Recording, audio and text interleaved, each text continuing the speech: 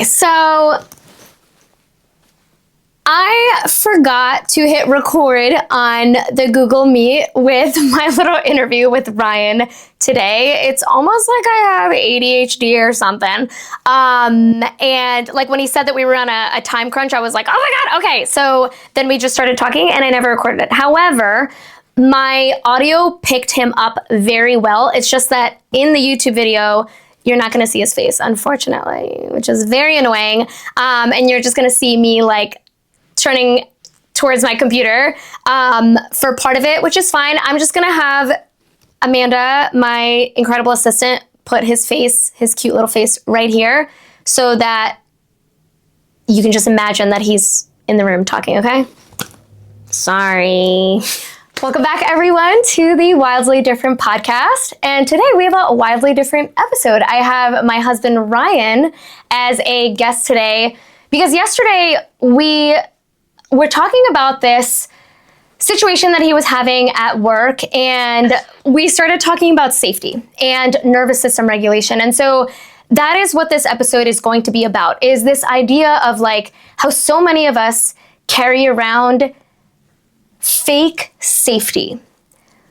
Fake safety is where you are so used to finding safety in the external, like performance, productivity, all the things that I know Ryan wants to chirp in here. But fake safety is when it's like you buy yourself time until, your next hit. And so real safety is being able to feel safe in your body no matter what's going on. And so Ryan, thank you so much. I feel like this is like very professional right now. Ryan he normally works from home, but one day a week he goes into the office in the city. And so that's where he is today. This would be so much easier if he was home, but I need to record this episode today in order to get it live next week. And B, it was like very timely, very fresh. And so thank you, Ryan, for blocking off time in your day. And I'm excited to see where this conversation goes. Thanks so much for having me. Oh man, I listen to so many podcasts and that's what they always say, but it feels good to see that. No, I was on the train this morning and then I was thinking a lot about what you said yesterday, or maybe it was this morning, as well as like feeling safe inside. And I understand, right? But thinking more about all of that, I had this almost example of like a watchdog inside of me where I have this dog, right, that's only trying to protect me. That's its number one job, and it barks and barks if something unfamiliar comes my way. Unfamiliarity could be something physical. Mainly in this example, it's all emotional, right? Like feeling safe if I'm running into a situation. And you said something that was really groundbreaking of you just have to talk to that person. And I never thought of that. I never really talked to it. I consider myself a little eccentric and I talk to everybody and I talk to myself, but I never talked to that portion of me. And I thought it was really interesting. So I tried it out. Today I was thinking about something that was kind of heightening my nerves. And I said, watchdog, it's okay. Like you're good. Watchdog, you're safe. Yeah. And I kind of laughed, but it kind of melted all of those heightened nerves. And I thought it was fucking fascinating. And that's when I texted you. And then here we are. I love that. And I love that you used humor to diffuse what was happening there. And before we go any further, I love that you gave me credit for that, but that's not my thing. I didn't make that up. That actually comes from internal family systems. So IFS is this style, I guess, this modality of psychotherapy by this guy, Richard Schwartz. And so it's called parts work, is what you're describing. Is it's we have our true whole, I call it, your wild, whole, untamed self, right? That's the foundation of ADHD Untamed. My membership is getting to that. It's getting back to that person that is inside of us, that's our soul, our essence. And then, over the course of a human lifetime, we become fragmented. We develop all these different parts, and all of these parts are for protection. And so I love that you're calling yours the watchdog. And we have a million different parts, right? There's the watchdog, but then there's also a part of you that's hey, watchdog, like, what are you doing? Just back off Ryan. And that part of you is also to protect you. And so what gets overwhelming is like when all of these parts are like competing against each other. But I love sharing specificity, and I love sharing like concrete examples. So would you mind, you don't have to go into like too much detail, but could you share the example from your job? And I think that this will really land with people in applying it to their own lives. So like, what was the thing that you were stressing about? Yeah, so for some context, so what I do for a living is I'm a recruiter, which allows me to talk to candidates and hiring managers. So it's very results driven, meaning I have to hire people. That's my job, right? So results meaning I hire a lot of people and, oh, wow, Ryan's good at his job. Ryan's struggling to hire somebody. Oh, wow, Ryan, what's going on? What's wrong? So I've been doing this for 10 years, and then my brain has almost developed like these patterns to be very performance driven. And I've gotten much better at staying neutral in situations and not identifying my own identity with performance, right? So that's just some context. But this specific example was, we've been working on this position for probably like 4 or 5 months and haven't had anybody, we haven't had any successful hires. And it's a very strategic, technical, senior level role. So it's not going to be filled quickly, right? So we know it's going to take time. But I was putting a lot of pressure on myself because, again, the clock is ticking. Hiring managers are saying, hey, where's the people? Where's the people? And then my brain automatically... Meaning like, where's the candidates, right? What? Like, where's the candidates, right? Yeah, where are the candidates? Where are the candidates? And my brain automatically always goes to like fear, and I get scared. I'm like, oh my God, I'm going to get fired. Realistically, I'm not going to. So I share this, and something was bothering me, right? Like I was feeling it in my body, intense, and I couldn't really put my finger on it until I finally did. And then Anna helped me realize that, we talked it through, but I was safe. So that was the example, and I'll pause there. Yeah. So what's really interesting here is it's like, this is a perfect example of how this is not a logic problem. This is a nervous system problem. And you said, I've been doing this for 10 years. And so I developed, this tie to performance, right? But in reality, and I know that, like, we've talked about this a bunch before. It's like, it didn't happen 10 years ago. This came much earlier than that, right? It's probably, I know everybody's talking about like childhood trauma, childhood this, childhood that, but the reality is like, your worth being tied to your performance didn't happen 10 years ago. It happened much, like, way before that, right? Like, it happened like somewhere along the road, right? It's like, yeah, and I mean, like, it doesn't mean that it's like, oh, it was your parents' fault or it was, it's a lot of different things. It's society, right? Like it's our grades-based system, right? Our education system is based on grades. And it's like, what it's like when you're 10 years old and it's like you take a test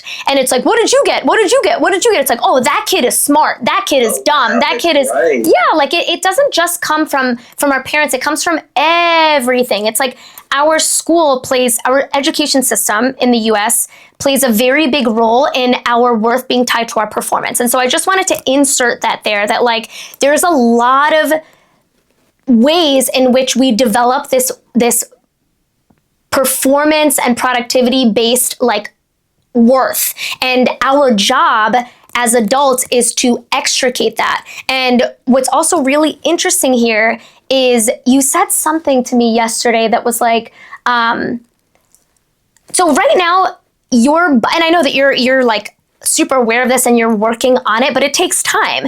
And your body, when you have a role that isn't filled right away, right? Because you're known at your company for like filling roles immediately, yeah. Right? And it's like, you're like, you fill roles like crazy fast, but there are some roles that are really difficult to fill. And so the longer and longer that a role goes unfilled, the more and more anxious you get because it's like pressure. And what that is, like put very simply, is it's like you feel unsafe in your body because it's like, I don't know when I'm going to fill this role. And that feels unsafe because my performance is tied to my worth. And then it's like, my job is tied to my worth. What if I lose my job? And it's like, that's where rumination comes in, future casting, worst case scenario, black and white thinking. And you said something really interesting yesterday that was like, I know, because this has happened lots of times before. And it's like, after I fill the role, then I say to myself, oh, why was I so worried about that? Why was I so worried about that? That was so silly of me. I knew I was going to fill it. That is actually a really perfect sign that it's not a logic thing. It's a nervous system thing. And that is what I called yesterday fake safety, because it's like you're getting like a hit from a drug. You filled the role, and so your body is now like, okay, phew, I'm safe now. But in reality, it's temporary. It's conditional. It was conditional on you filling the role. And so what happens when you get another role that is difficult to fill is then your body starts to feel unsafe again. So we didn't actually solve the root of the problem. We just kind of like temporarily like patched it over. And so that is what's really interesting, is like to pay attention to. This also really reminds me of like, if you're a content creator, it's like if you post something online and it does great, you feel great, right? Yeah. But what about if you post something and it flops? Do you still feel safe in your body, right? And then it's like, oh, I need to change up my strategy. Oh, I need to change up my hooks and my blah, blah, blah. It's like you jump into firefighting mode. You jump into urgency mode. And so many entrepreneurs give up because it's like too much. It's too much urgency and firefighting to handle. And so they throw in the towel. When if we can focus on feeling safe in our bodies, even when our posts flop, it's like everybody would crush it as a content creator, as an entrepreneur. Like that's what we need to focus on. So thoughts. I just said a lot. Another thing too, like you were talking about education. Yeah, it ties into, I think, overall everything, because as you are a child, you have friends, and then your friends, if you're playing sports, oh wow, he's good at sports, she's good at sports. And then you kind of identify a lot with that piece. But I wanted to touch that because that was a huge kind of identity with me, because I grew up, that was the only thing I did was play sports. I didn't really care about school. So it was always like externally driven, right? Like external factors needed to kind of validate my internal, where it's the complete opposite nowadays. It's my internal factors of how I feel and believe, which will dictate the next steps. But to follow up on this example, today, actually, I had a meeting with my manager who, is aware of these roles being open forever. And then she said, yeah, I actually caught up with that hiring manager, and they were, they shared their side of the story. What's the deal here? And I found myself getting very hot, right? Like a little chalk. And I just sat there, and I just sat and I like processed it. And then that's when I guess as I get older, I'm getting more empathetic, but I was like, that manager is just very busy and has so much going on nowadays. I'm going to spend time with them on Friday and talk through a lot of these things. Mm-hmm. It's one of their side, your side, and then the truth. But that doesn't really matter. The fact of the matter is, in situations, regardless of where you're at in your life, shit will bubble up. You will get uncomfortable. Things will get tense. Yeah. But I am safe. There's a part of my brain that wants me to be safe. And exercising that muscle is the only thing that I'm trying to get better at. And I am. Right. I truly am. Like I had blood boiling at 11 o'clock, and then maybe 11:10. I was like, all right, cool. I'm cool. Yeah. It's truly just an exercise. But it is something that I need to get better at and constantly practice it. And it's nothing where there's an end result, right? You're just constantly aware of it and you improve upon it. Well, and I'm glad that you brought that up too, because you bring up a really nuanced point when you say like there's no end result, because so often, okay, everybody listening to this podcast is like incredibly self-aware, like to a fault, right? And usually that self-awareness actually hurts us, because we hear something like this and we're like, okay, I'm going to cultivate real safety instead of fake safety. It's like you're very quick to pick up on like why you do what you do. But then we drop into urgency, which is another way of dysregulating our nervous system, because it's like, all right, like hurry up and feel okay about this. But it's like, it's not on your timeline. And in fact, the more that you rush, the more that you lump on urgency, the more dysregulated you become. And so what's really, really important is, and honestly, like I'm gonna throw in the Untamed Freedom Formula here, because I combined what I pulled from, 10 years of teaching experience, all of my coaching experience, psychotherapy, spirituality, coaching, all of the things. And what I really like is like easy, simple formulas to remember, because when you're dysregulated, you're not going to remember like 100-step thing. But what you will remember is this. The first part of the formula is curiosity, right? The formula is relearn, reflect, release, respond. So relearn is about curiosity. And so what you just did there is it's like, oh, there's this emotion here, right? It's like you're not doing anything with it. You're not trying to make it go away. You're not solving for it. You're not fixing it. It's just you're playing with it. Oh, okay, there's this emotion here. I'm feeling hot, right? I love that you use that word. Like can you describe what it feels like in your body? It's like you're playing with it, right? Okay. And then the next phase is reflect, right? It's what is my relationship to this emotion right now?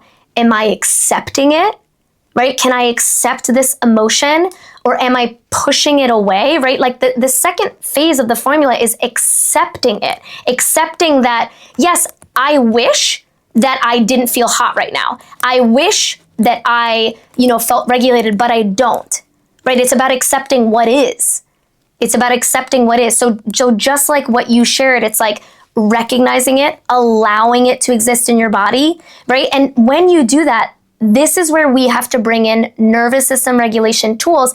And they're honestly like so overcomplicated. Like there are so many Instagram accounts out there about how to regulate your nervous system. Really, guys, it's like when in doubt, just go back to the basics. It's how we evolved as humans. Breathing. Yeah, just a couple of deep breaths, and not deep breaths like go away, right? It's like, okay, allowing it to exist in your body. Humming is another great way to regulate your nervous system, like low tone humming, swaying back and forth. Yeah, like it's like these simple, it's things that kids do. It's things that kids do naturally. And crying is one of the best ways to regulate your nervous system. If you can get yourself to cry, obviously you don't like when it's happening as it's happening, but don't you always feel so much better? Oh, I love to cry. It's a release. And I do have to drop, but I let out a very big release. And then aside from all of this work specific stuff, I had a family member who passed, and I found out, and I was processing a lot of that yesterday. And this morning I listened to music and I just let everything out. And it felt so incredibly good just because my body needed that. Yeah. It didn't know where to go. And I exercised a lot, and I didn't exercise today. So there's nothing wrong with anybody. That's the one thing too that I've realized. There's nothing wrong with me. It's truly just understanding how to balance your emotions, because they're a part of us. They're human, and they're very powerful. Yeah. And sometimes they could sway on both ends, right? Like when you're super excited, but also if you're super upset. Just being neutral and learning about this stuff, but everybody's gold. And so are you, Bun. And a lot of this credit is to you, because you're just amazing. And I really appreciate all your learning. But I gotta go. Thanks, Bun. Thanks so much for being here. Love you. I'll see you later. Okay, see you. Bye. But just to pick up, where we left off, how cute is he, by the way? He's the best. So what Ryan started to say at the end there was actually the third phase, when he said, there's nothing wrong with me. That is self-compassion. The third phase of the formula is, and this is found in so many different tools and modalities and different ways of explaining this, is I have just consolidated it in a way that works for my brain and works for my members, and I hope that it lands with you too. But so the third phase of the formula is compassion for self and compassion for others. But when he said there's nothing wrong with me, right? It's like reminding yourself of that, having compassion for yourself. That's like, yes, I am feeling anxiety when I am not filling this role, and that's okay. Like, it's okay. So the most compassionate thing that we can do is to validate for ourselves. It's okay. It's okay that I feel this way, right? And then the final part of the formula is to respond. And what's interesting is people tend to start with respond. They want to fix it. They want to jump into like, what can I do to solve this? When in reality, that needs to be the last step. the last step of the formula, and that always follows naturally, because it's like when you've gone through the process of like getting curious about your situation, about your emotions, about whatever it is, and then you have accepted it. When you have accepted it, well, now you're in a much better place to regulate, right? You're in a much better place to regulate your nervous system. And then you have brought in some compassion, right? And so now you're feeling warm and fuzzy. Then what follows naturally is like doing the thing, right? Setting up a meeting with the hiring manager, sending the email, posting again after your last post flopped. It's much easier to do that when you've gone through a process of curiosity, acceptance, and self-compassion. And I actually came up with this analogy that I wanted to share to kind of like explain to you why it's so important to go through those steps before trying to take action. So let's say you have a cup, right? Your cup is your nervous system. It's your body, right? It's your capacity. And your cup fills with things, right? It's filling with to-dos, arguments, whatever's going on in your pressure, anxiety, blah, blah, blah. And so then your cup is like at the brink, like it's completely full. When you add even another drop, what happens is it overflows, right? It spills. And so that's why when your nervous system is dysregulated, when you're at your capacity and something, quote unquote, small happens, like your child throws a tantrum, or like your wife, says something like, why didn't you take out the trash, right? It's like that little thing will set you off because it's not really about that little thing. It's like your cup was already so full. And then what happens is like you explode and then you have a release, but then like the shame and the guilt kicks in, and so then your cup fills up again. And so what's the solution? The solution is to empty your cup a little bit. It's to empty your cup. And so the way that we do that is, all right, we don't always have the opportunity to just sleep on it. Like sometimes it's like 2:00 in the afternoon, right? Like, yes, sleep, diet, exercise plays a huge role. As much as I hate to say it and hate to remind you of it, diet, sleep, and exercise play a huge role in nervous system regulation, especially for ADHD brains. But in the middle of the day, what can you do? You can practice some of those things that I mentioned earlier, right? Humming, deep breaths, a guided meditation if that feels good to you. Just like tuning into your body. It could take 30 seconds, right? And so what we're doing is we're creating some space. Maybe what we need to do is like postpone a meeting. Maybe that is the most compassionate thing that we can do. We postpone a meeting. We call in sick, or we, let the kids watch, an extra show or something. It's like, or we go for a walk, right? We do something to empty our cup a little bit, right? Okay, this was really fun. I hope to have Ryan on for more episodes because I just adore him, obviously. And I think it's fun too to have like conversations and to really see where it goes. So I hope to bring in more guests into Untamed. If you yourself would like to be a guest on this podcast, I said Untamed, I meant the wildly different podcast. Untamed is my membership. But if you would like to be a guest, shoot me a DM, send me an email. I'd love to chat with you. If there is something that you would like to chat about related to ADHD, or if you're in the program and you want to share, how it's helped, what it's done for you, what maybe lessons or takeaways you've had, I would love to chat. All right, that's all for this episode. Thanks so much for tuning in, and I will see you next week.